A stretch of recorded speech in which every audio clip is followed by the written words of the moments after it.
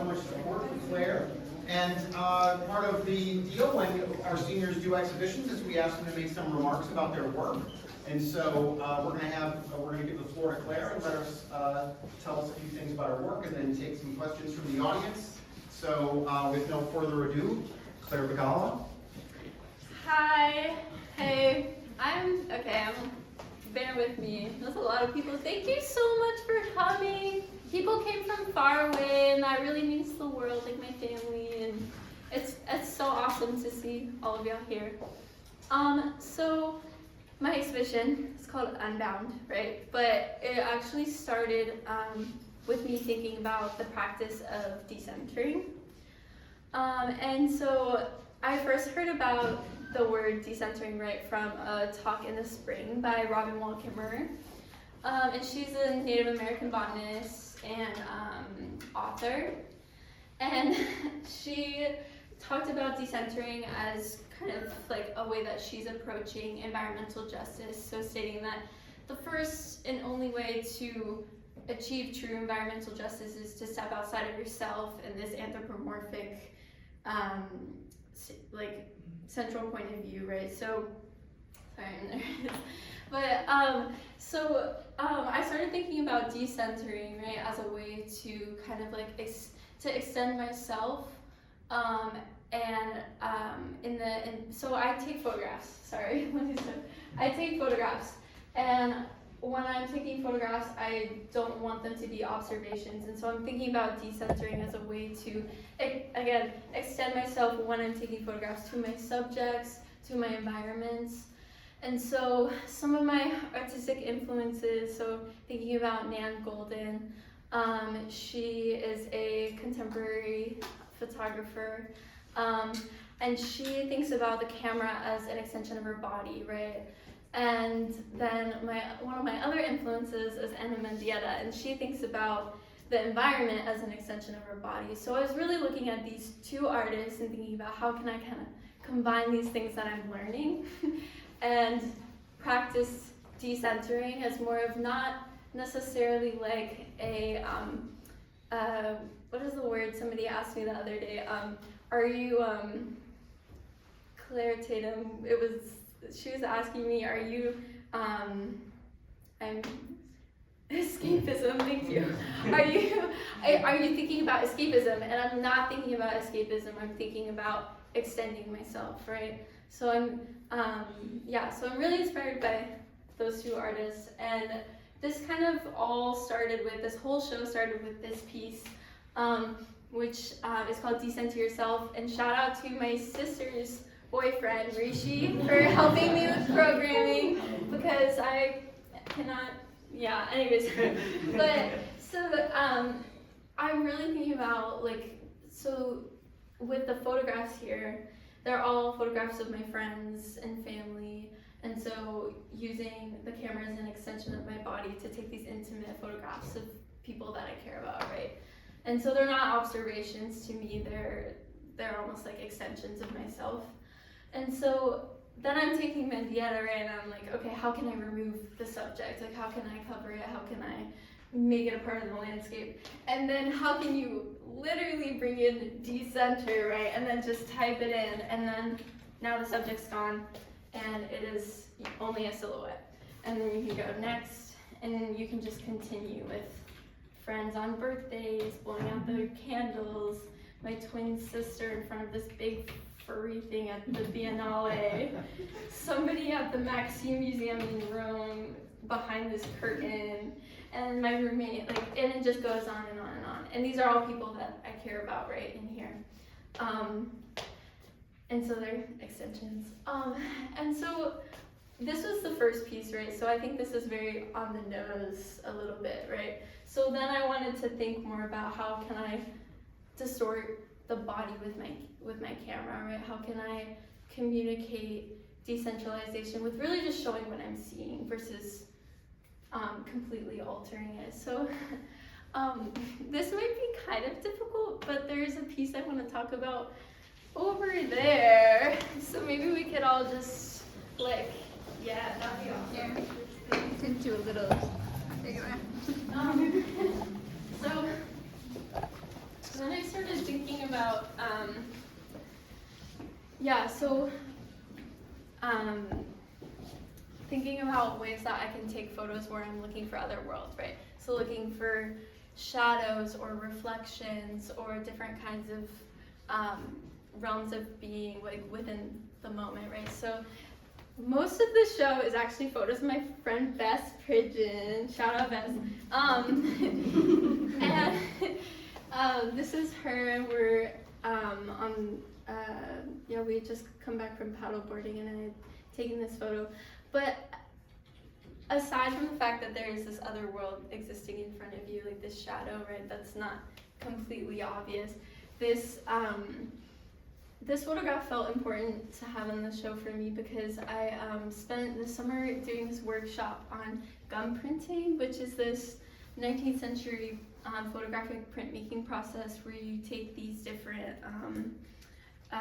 basically it's like a cyanotype. I don't know if you guys know cyanotypes, but it's a photosensitive emulsion, right? And you paint it onto paper and then you expose a negative on top. But instead of with cyanotypes, with gum printing, you're manually creating these formulas and mixing them by hand and the pigments by hand, and you're painting them onto paper layer after layer. And each layer probably takes like one and done is like 8 hours of work, right? So there's about 8 of them layers on here. So it's like not only creating them, you're soaking them for up to sometimes overnight. So it's really like this print probably took 40 hours to create.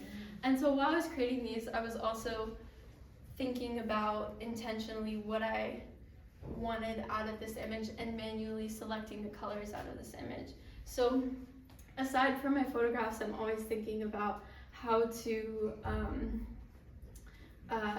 can I spend more time with them to be more intentional about what I'm putting out there, but also so I can kind of get my hands into the work, right?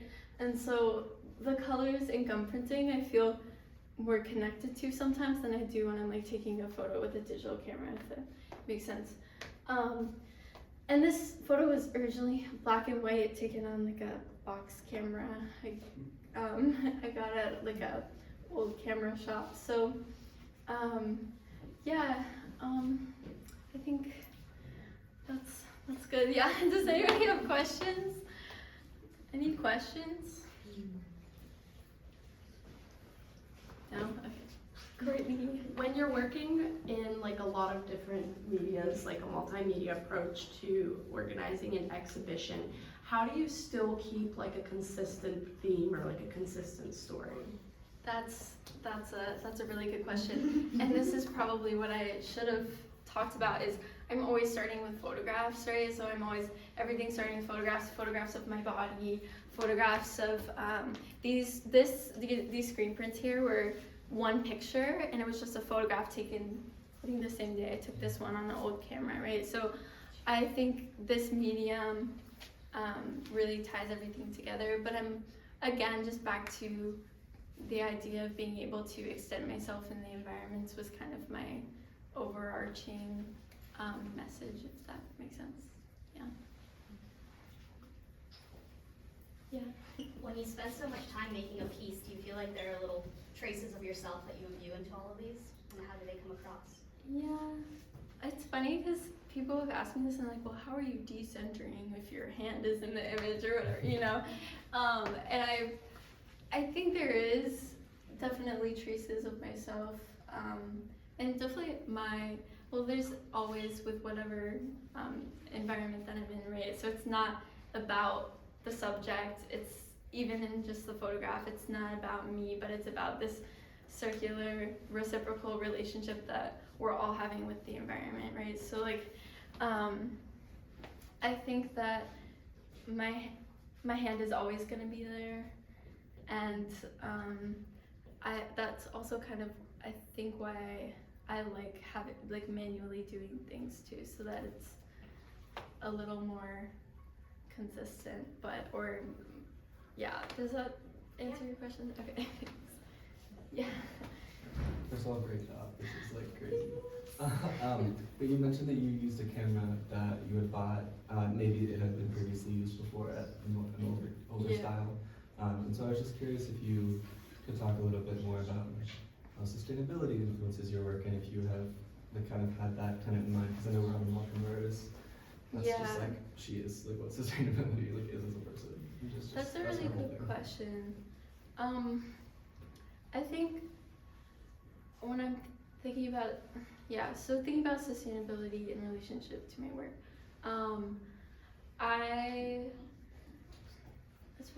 I think it's, again, like just coming back to that practice that Robin Rolkemar is saying, is like decentering yourself, right? And so practicing meditation, practicing like spending time with my work in a way is almost like me kind of completing this first step. But I'm curious to see the other steps.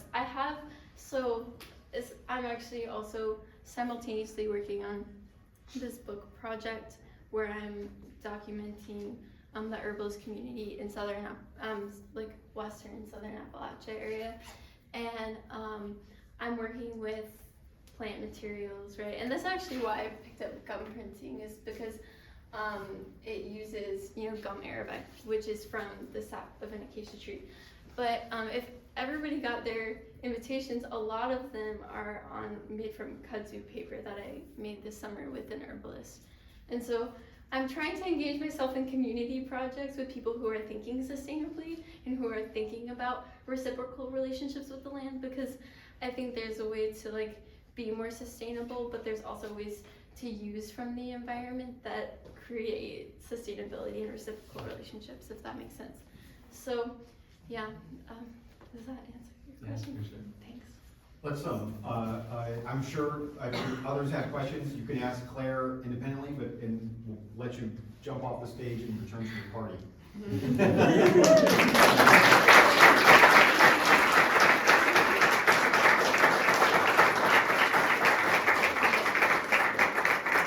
I just want to say thank you to everybody and all the gallery interns, Brown for lighting, last night, Isabel for missing a Broadway show to be here, and to Leah Newman and all of my professors. I've just had a really wonderful experience, and thank you.